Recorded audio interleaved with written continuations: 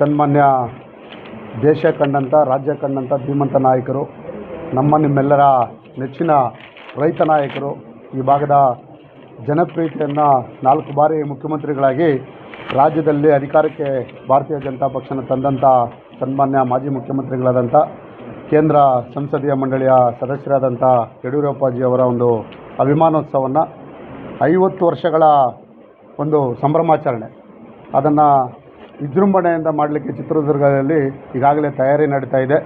ಆ ಒಂದು ಸಂದರ್ಭದಲ್ಲಿ ನಮ್ಮ ಜಿಲ್ಲೆಯಲ್ಲಿ ಅತಿ ಹೆಚ್ಚು ಜನ ಅಲ್ಲಿಗೆ ಹೊರಡಬೇಕು, ಒಂದು ಅಭಿಮಾನೋತ್ಸವನ ತೋರಿಸಬೇಕು ಅಂತ ನಮ್ಮ ಜಿಲ್ಲಾಧ್ಯಕ್ಷರಾದಂಥ ಸಿಕಲ್ ರಾಮಚಂದ್ರೇಗೌಡರು ಈಗಾಗಲೇ ಪತ್ರಿಕಾಗೋಷ್ಠಿಯನ್ನು ನಡೆಸ್ತಾ ಇದ್ದಾರೆ. ಜೊತೆಯಲ್ಲಿ ನಮ್ಮ ಗೋಪಿ ಅವರಿರ್ಬೋದು, ಮುರಳೀಸ್ವಾಮಿ ಅವ್ರದ್ದು, ಅನೇಕ ನಮ್ಮ ಪಕ್ಷದ ಮುಖಂಡರುಗಳ ಒಂದು ನೇತೃತ್ವದಲ್ಲಿ ಇವತ್ತು ವಿಶೇಷವಾಗಿ ಪತ್ರಿಕಾಗೋಷ್ಠಿಯನ್ನು ನಡೆಸಿದೆ. ಅದರ ಜೊತೆಯಲ್ಲಿ ದೇಶದಲ್ಲಿ ಈಗಾಗಲೇ ಪಶ್ಚಿಮ ಬಂಗಾಳ ಇರ್ಬೋದು, ಪುದುಚೇರಿ ಇರ್ಬೋದು, ಅಸ್ಸಾಂ ಇರ್ಬೋದು, ಎಲ್ಲ ಇವತ್ತು ವಿಜೃಂಭಣೆಯಿಂದ ಭಾರತೀಯ ಜನತಾ ಪಕ್ಷ ಯಾವುದೇ ಒಂದು ಬೇರೆ ಪಕ್ಷಗಳ ಒಂದು ಸಪೋರ್ಟೇ ಬೇಡ ನಮಗೆ, ಆ ರೀತಿ ಕೋರಮನ್ನು ಪಡೆದಂಥ ದೇಶ ಕಂಡಂಥ ಏನು ಇವತ್ತು ಧೀಮಂತ ನಾಯಕರು ಸನ್ಮಾನ್ಯ ನರೇಂದ್ರ ಮೋದಿಜಿಯವರು ಮತ್ತು ಅಮಿತ್ ಶಾಜಿಯವರು ಅವರ ಒಂದು ಸಮ್ಮುಖದಲ್ಲಿ ಇವತ್ತು ವಿಜೃಂಭಣೆಯಿಂದ ವಿಜಯೋತ್ಸವವನ್ನು ಆಚರಣೆ ಮಾಡ್ತಾಯಿದ್ದೀವಿ. ಇಂಥ ಒಂದು ಸಂದರ್ಭದಲ್ಲಿ ನಮ್ಮ ರಾಜ್ಯದಲ್ಲಿ ಈಗಾಗಲೇ ಈ ದಕ್ಷಿಣ ಭಾರತಕ್ಕೆ ಹೆಸರುವಾಸಿಯಾದಂಥ ಯಡಿಯೂರಪ್ಪನವರ ಒಂದು ಅಭಿಮಾನೋತ್ಸವ ಕಾರ್ಯಕ್ರಮವನ್ನು ನಾವೆಲ್ಲ ಯಶಸ್ವಿಗೊಳಿಸಬೇಕಾಗಿದೆ. ರಾಜ್ಯಾಧ್ಯಕ್ಷರು ಸನ್ಮಾನ್ಯ ವಿಜೇಂದ್ರ ಅವರ ನೇತೃತ್ವದಲ್ಲಿ ನಮ್ಮೆಲ್ಲ ಹಿರಿಯ ಮುಖಂಡರುಗಳು, ಈಗ ಗೋವಿಂದ ಕಾರಜೋಳ ಇರ್ಬೋದು, ಶ್ರೀರಾಮುಲು ಇರ್ಬೋದು, ಅನೇಕ ನಮ್ಮ ಮುಖಂಡರುಗಳ ಸಮ್ಮುಖದಲ್ಲಿ ನಮ್ಮ ಭಾರತೀಯ ಜನತಾ ಪಕ್ಷದ ಅಶೋಕ್ ಅಣ್ಣವ್ರು ಇರ್ಬೋದು, ನಮ್ಮೆಲ್ಲ ವಿರೋಧ ಪಕ್ಷದ ನಾಯಕರು ಮತ್ತು ವಿಧಾನ ಪರಿಷತ್ ವಿರೋಧ ಪಕ್ಷದ ನಾಯಕರು ಚಲವಾದಿ ನಾರಾಯಣ ಸ್ವಾಮಿ ಇರ್ಬೋದು, ಅನೇಕ ನಮ್ಮೆಲ್ಲ ಹಿರಿಯ ನಾಯಕರ ಮುಖಂಡರುಗಳ ನೇತೃತ್ವದಲ್ಲಿ ಸಹಸ್ರಾರು ಲಕ್ಷಾಂತರ ಜನ, ಇವತ್ತು 10 ಲಕ್ಷಕ್ಕಿಂತ ಹೆಚ್ಚು ಜನ ಈಗಾಗಲೇ ನೀವು ತಯಾರಿ ನಡೀತಾ ಇರೋದನ್ನು ನೀವು ಮಾಧ್ಯಮದಲ್ಲಿ ನೋಡ್ತಾ ಇರ್ತೀರ. ಯಾಕೆಂದರೆ ಯಡಿಯೂರಪ್ಪನವರು ಅಂದರೆ ಈ ರಾಜ್ಯದಲ್ಲಿ ಯಡಿಯೂರಪ್ಪನವರು ಅಂದರೆ ಒಂದು ಗುಡುಗು, ವಿಧಾನಸೌಧನೇ ನಡುಗ್ತಾ ಇತ್ತು ಅಂತ ಆಗಿನ ಒಂದು ಸಂದರ್ಭದಲ್ಲಿ ತಾವೆಲ್ಲ ಕೂಡ ಹೇಳ್ತಾ ಇದ್ದಾರೆ. ವಿರೋಧ ಪಕ್ಷದವರೇ ಅವ್ರ ಬಗ್ಗೆ ಮಾತಾಡೋದಿದ್ರು.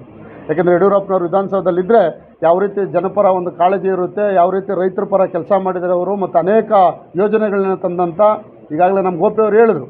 ಸೈಕಲ್ ವಿತರಣೆ ಇರ್ಬೋದು, ಭಾಗ್ಯಲಕ್ಷ್ಮಿ ವಿತರಣೆ ಇರ್ಬೋದು, ರೈತರಿಗೆ ವೃದ್ಧಾಪ್ಯ ಯೋಜನೆ ಇರ್ಬೋದು, ಎಲ್ಲವೂ ಪ್ರತಿಯೊಂದು ವಿಧವಾ ವೇತನದಿಂದ ಹಿಡಿದು ಪ್ರತಿಯೊಬ್ಬರಿಗೂ ಕೂಡ ಕಾಂಗ್ರೆಸ್ ಸರ್ಕಾರ 100 ರೂಪಾಯಿ ಕೊಡ್ತಾಯಿತ್ತು. ಅವಾಗ 2000ಕ್ಕೆ ಏರಿಸಿದಂಥ ಮಹಾನುಭಾವ ಅವರು. ಇಡೀ ನಮ್ಮ ಸಮಾಜದಲ್ಲಿ ಯಾವುದೇ ಜನಾಂಗ, ಯಾವುದೇ ಜಾತಿಗೆ ಸೀಮಿತವಾದಂಥ ನಾಯಕರಲ್ಲ ಅವರು, ಎಲ್ಲ ಜಾತಿ ಜನಾಂಗಕ್ಕೆ ಸೀಮಿತವಾದವರು. ಯಾಕೆಂದರೆ ಈ ಒಂದು ಜಿಲ್ಲೆಯಲ್ಲಿ ಮೆಡಿಕಲ್ ಕಾಲೇಜನ್ನು ಸನ್ಮಾನ್ಯ ಏನು ಯಡಿಯೂರಪ್ಪನವರು ಸರ್ಕಾರ ಇದ್ದಾಗ ಈ ಭಾಗದ ಒಂದು ಮಂತ್ರಿಗಳಾಗಿ ಏನು ಸುಧಾಕರ್ ಅವರು ಏನು ಮಂತ್ರಿಗಳಾಗಿದ್ದರು, ಆ ಸಂದರ್ಭದಲ್ಲಿ ಯಡಿಯೂರಪ್ಪನವರು ಎಲ್ಲೋ ಇರ್ತದೆ ಕನಕಪುರಕ್ಕೆ ಹೋದಂಥ ಒಂದು ಮೆಡಿಕಲ್ ಕಾಲೇಜನ್ನು ನಮ್ಮ ಚಿಕ್ಕಬಳ್ಳಾಪುರ ಜಿಲ್ಲೆಗೆ ಕೊಟ್ಟಂಥ ಧೀಮಂತ ನಾಯಕರವರು. ಮತ್ತು ಜೊತೆಯಲ್ಲಿ ಅಂಬೇಡ್ಕರ್ ಭವನ ಇರ್ಬೋದು, ಅನೇಕ ಒಂದು ಅಭಿವೃದ್ಧಿ ಕೆಲಸಗಳಿಗೆ ಈ ಭಾಗದಲ್ಲಿ ಕೊಟ್ಟಿದ್ದಾರೆ. ವಿಶೇಷವಾಗಿ ನಮ್ಮ ಒಂದು ಜಿಲ್ಲೆಯಲ್ಲಿರ್ತಕ್ಕಂಥ ಕೈವಾರ ತಾತಯ್ಯನವರ ಒಂದು ಜಯಂತ್ಯೋತ್ಸವ ಕೂಡ ಅವರೇ ಮಾಡಿರೋದು. ಒಂದು ಗೌರವವನ್ನು ಕೊಟ್ಟಿರ್ತಕ್ಕಂಥ ಮಹಾನುಭಾವರು ಇವರೆಲ್ಲ. ಯಾವುದೇ ಒಂದು ಜಾತಿಗಳು, ಇವತ್ತು ಕೆಂಪೇಗೌಡ ಜಯಂತಿ ಇರ್ಬೋದು, ಮತ್ತು ಜೊತೆಯಲ್ಲಿ ವಾಲ್ಮೀಕಿ ಜಯಂತಿ ಇರ್ಬೋದು, ಮತ್ತು ಕನಕದಾಸರ ಜಯಂತಿ ಇರ್ಬೋದು, ಯಾವುದೇ ಒಂದು ಪ್ರತಿಯೊಂದು ಮಡವಾಳ ಮಾಚಿ ಜಯಂತಿ ಇರ್ಬೋದು, ಅನೇಕ ಜಯಂತಿಗಳನ್ನು ಇವತ್ತು ರಾಜ್ಯದಲ್ಲಿ ಕೊಟ್ಟಂಥ ಧೀಮಂತ ನಾಯಕ ಯಾರಾದರೂ ಇದ್ದರೆ ಅದು ಯಡಿಯೂರಪ್ಪನವರು. ಇದನ್ನೆಲ್ಲ ಕೂಡ ನಮ್ಮೆಲ್ಲ ಭಾರತೀಯ ಜನತಾ ಪಕ್ಷದ ನಾಯಕರು ಎಲ್ರಿಗೂ ತಿಳಿದಿರ್ತಕ್ಕಂಥ ವಿಚಾರ. ನಮ್ಮೆಲ್ಲ ಸಮಾಜಕ್ಕೆ ಇದನ್ನೆಲ್ಲ ನಾವೆಲ್ಲ ಅರ್ಥ ಮೂಡಿಸಬೇಕು. ಮತ್ತು ಇವತ್ತು ಅವರನ್ನು ಏನು ಅಭಿಮಾನೋತ್ಸವ 50 ವರ್ಷಗಳ ಸುದೀರ್ಘ ಅವ್ರದ್ದು ರಾಜಕೀಯ ಜೀವನ 50 ವರ್ಷ ಏನಾಗಿದೆ, ಅವ್ರನ್ನ ಸಂಪೂರ್ಣವಾಗಿ ನಾವೆಲ್ಲ ಗೌರವಿಸಬೇಕಾಗಿದೆ. ಯಾಕಂದರೆ ಇವತ್ತು ಹಿರಿಯ ವಯಸ್ಸಿನಲ್ಲೂ ಕೂಡ ಇವತ್ತು ಯಡಿಯೂರಪ್ಪ ಅಂದರೆ ಕರ್ನಾಟಕದಲ್ಲಿ ಇವತ್ತು ಕೂಡ ಭಾರತೀಯ ಜನತಾ ಪಕ್ಷ ಅಂದರೆ ಯಡಿಯೂರಪ್ಪ ಅಂದರೆ ಭಾರತೀಯ ಜನತಾ ಪಕ್ಷ. ಈ ರೀತಿ ಅವರು ಬೆಳೆದು ಬಂದಂಥ ಮತ್ತು ನನ್ನಂಥ ಯುವಕರು ಅನೇಕರು ಬೆಳ್ಕೊಂಬಂದಿದ್ದಾರೆ. ನಮ್ಮಂಥ ಯುವಕರು ಅನೇಕರು ಒಂದು ಭಾರತೀಯ ಜನತಾ ಪಕ್ಷ, ಈಗ ನೀವು ಕೇಳ್ತಾ ಇದ್ರಿ ಭಾರತೀಯ ಜನತಾ ಪಕ್ಷ ಎಲ್ಲಿದೆ ಅಂತ, ಆ ಭಾರತೀಯ ಜನತಾ ಪಕ್ಷನ ಕಟ್ಟಿ ಕರ್ನಾಟಕದಲ್ಲಿ ಬೆಳೆಸಿದಂಥ ವ್ಯಕ್ತಿ ಯಾರಾದರೂ ಇದ್ದರೆ ಅದು ಕೇವಲ ಯಡಿಯೂರಪ್ಪನವರು ಸಲ್ಲಿಸುತ್ತೆ ಅಂತ ನಾನು ಈ ಸಂದರ್ಭದಲ್ಲಿ ಹೇಳ್ತಾ ಇದ್ದೇನೆ. ಎಲ್ಲರೂ ಕೂಡ ಏನು 9ನೇ ತಾರೀಕು ನಡೆಯುವಂಥ ಚಿತ್ರದುರ್ಗದಲ್ಲಿ ನಮ್ಮ ಜಿಲ್ಲೆಯಿಂದ ಅನೇಕ ನಾವೆಲ್ಲ ಕೂಡ ಏನು ವ್ಯವಸ್ಥೆ, ವಾಹನದ ವ್ಯವಸ್ಥೆಗಳನ್ನು ನಮ್ಮ ಜಿಲ್ಲಾಧ್ಯಕ್ಷರು, ನಮ್ಮ ಗೋಪಿಯವರು, ಅನೇಕರು, ಗೋರಿಬಿದನೂರು ಇರ್ಬೋದು, ಎಲ್ಲರೂ ಕೂಡ ಮಾಡ್ತಾಯಿದ್ದೀವಿ. ಬಗೆಪಿಲಿಯಿಂದನೂ ಮಾಡ್ತಾಯಿದ್ದೀವಿ. ಬೆಳಗ್ಗೆ 6 ಗಂಟೆಗೆ ಬಿಡಬೇಕು. ಯಾಕೆಂದರೆ 10:30ಗೆ ಅಲ್ಲಿ ಕಾರ್ಯಕ್ರಮ ಸ್ಟಾರ್ಟ್ ಆಗುತ್ತೆ. ಆ ಕಾರ್ಯಕ್ರಮದಲ್ಲಿ ದೇಶ ಕಂಡಂಥ ನಾಯಕರು, ಪಶ್ಚಿಮ ಬಂಗಾಳದ ಹುಲಿ, ಈಗ ಇವೆಲ್ಲ ನೋಡ್ತಾ ಇದ್ದೀರಾ. ಇವತ್ತು ಪಶ್ಚಿಮ ಬಂಗಾಳದಲ್ಲಿ ಮಮತಾ ಬ್ಯಾನರ್ಜಿ ಅವ್ರನ್ನ ಮನೆಗೆ ಕಳಿಸಿರ್ತಕ್ಕಂಥ ವ್ಯಕ್ತಿ ಯಾರಾದರೂ ಇದ್ದರೆ ಅದು ಅಮಿತ್ ಶಾ ಅವರಿಂದ ನಿಮಗೆಲ್ಲ ಗೊತ್ತಿರ್ತಕ್ಕಂಥ. ಅಮಿತ್ ಶಾ ಅವರು ಕರ್ನಾಟಕಕ್ಕೆ ಬರ್ತಾಯಿದ್ದಾರೆ.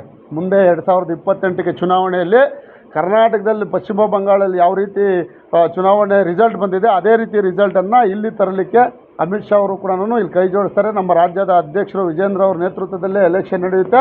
ಅದರಲ್ಲಿ ಯಡಿಯೂರಪ್ಪ ಅವರು ಕೂಡ ಇಡೀ ರಾಜ್ಯ ಸುತ್ತೀನಿ ಅಂತ ಈಗಾಗಲೇ ಹೇಳಿದ್ದಾರೆ.